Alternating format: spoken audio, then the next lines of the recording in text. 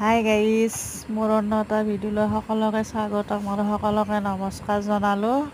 আজি আহিলোঁ মই কচু কাটিবা চাটনি এখন বনাম, মিক্স চাটনি। তাৰ কাৰণে কচু কেইডালমান কাটি ল'লোঁ।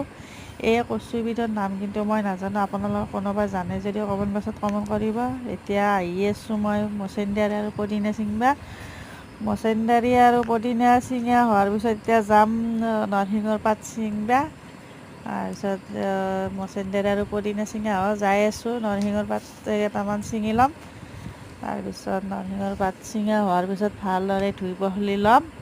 লৈ এতিয়া আৰু তাত যি যি চাটনিখনত যোগাৰ লাগে গোটেইখিনি দি দিম। শুকান মাছো কেইটামান দি দিম। তাৰপিছত কেৰাহী এটা গৰম হ'ব দিছোঁ। এতিয়া গোটেইখিনি ভালদৰে ৰেডি কৰি ল'লোঁ। লৈ কেৰাহীটোত এতিয়া তেল দিম। তেল দি প্ৰথমতে কচুখিনি ভাজি ল'ম।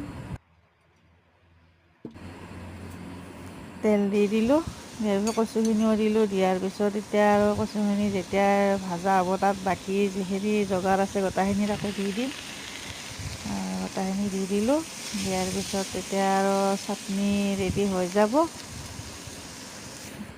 এতিয়া আৰু তাত অলপ নিমখো দি দিলোঁ। নিমখ দিয়াৰ পিছত এতিয়া বটি ল'ম মিক্সি জাৰত। বটি লোৱাৰ পিছত চাটনি ৰেডি হৈ গ'ল। আপোনালোকৰ যদি ভিডিঅ'টো চাই ভাল লাগিছে, লাইক শ্বেয়াৰ কমেণ্ট কৰিব আৰু মোৰ ইউটিউব চেনেলটো ছাবস্ক্ৰাইব কৰি দিব।